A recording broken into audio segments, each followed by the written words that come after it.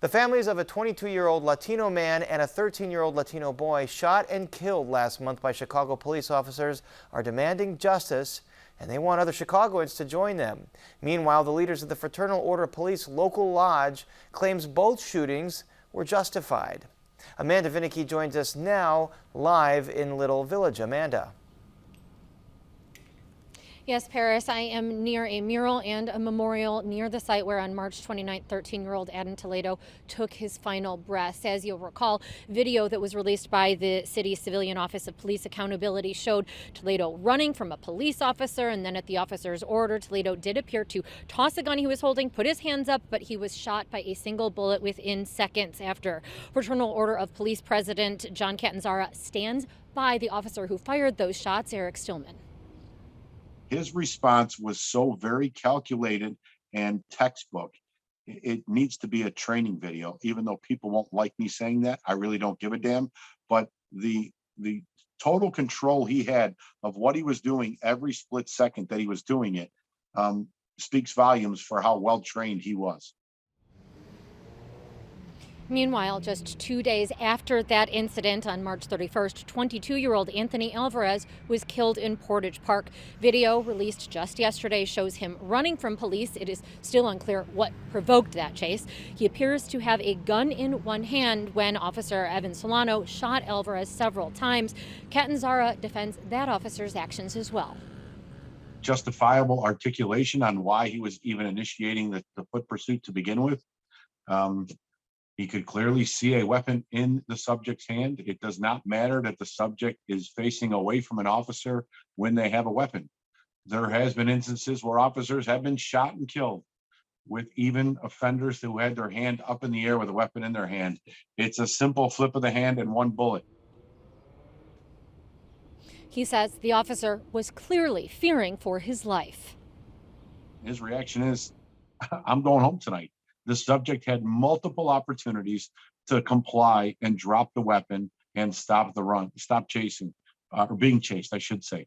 But they chose yet again to not comply with lawful orders by the police. It is the recurring theme in all of these incidents, whether they're shootings or otherwise, a failure to comply with law enforcement officers' lawful direct orders. But Alvarez's cousin says she does not understand why a police officer who was presumably wearing a bulletproof vest was so fearful. She says police are cowards, not protectors. And she also says that the city needs to immediately create and then fix a foot chase policy for the police department. Now, that is something that Mayor Lori Lightfoot has promised will come out by summer. I know Lori said that by the summer, but that doesn't tell me anything. Another young, innocent person could die tomorrow because we don't have those on-foot protocols. And I mean, it's too late for us. We already lost Anthony. The mayor, 2 years into her term today, reiterated that these foot pursuits are dangerous.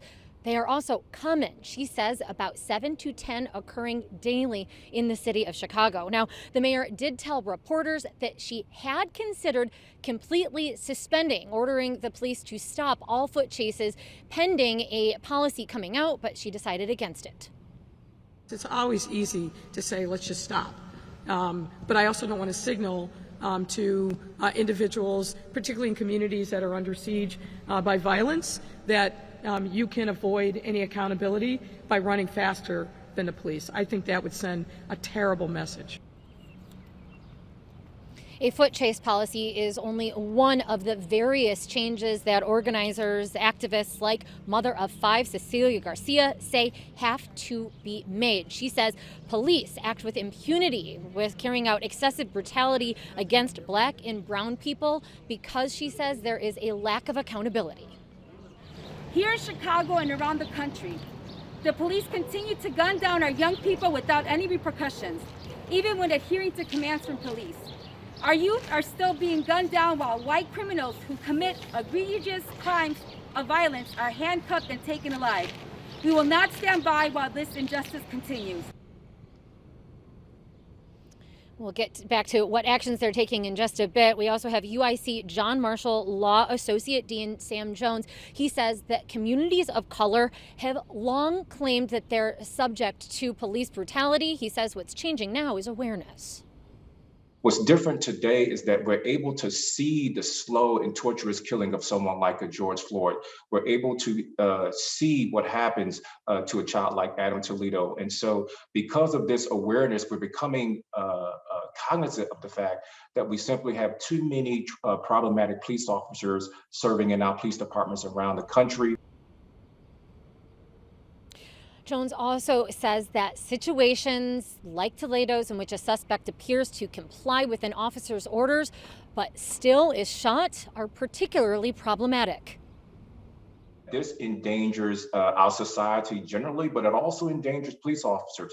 Because if we reach a point in society where people believe that they can't surrender to police officers safely, that they can't listen to the police officers, they're less likely to surrender their arms. They're less likely to throw their hands up, and they're more likely to shoot at the police officers or take other innocent people hostages or engage in other violent acts because they believe they'll be killed anyway.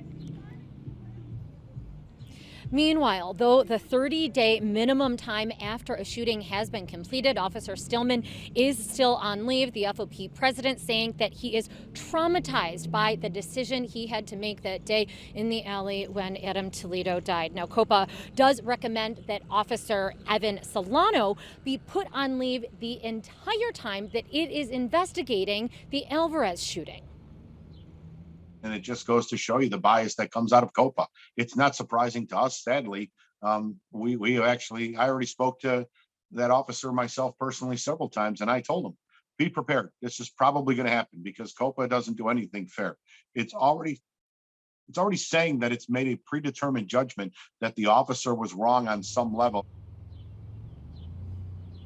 Now, Solano's decision in terms of police powers is actually up to CPD Superintendent David Brown. And as of this afternoon, when we last heard from the CPD, the Brown had not yet made a decision.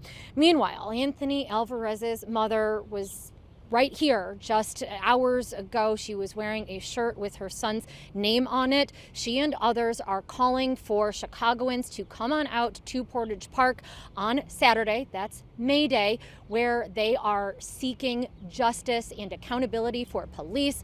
Organizers here saying that they believe that Officers Solano and Stillman should both be charged with murder.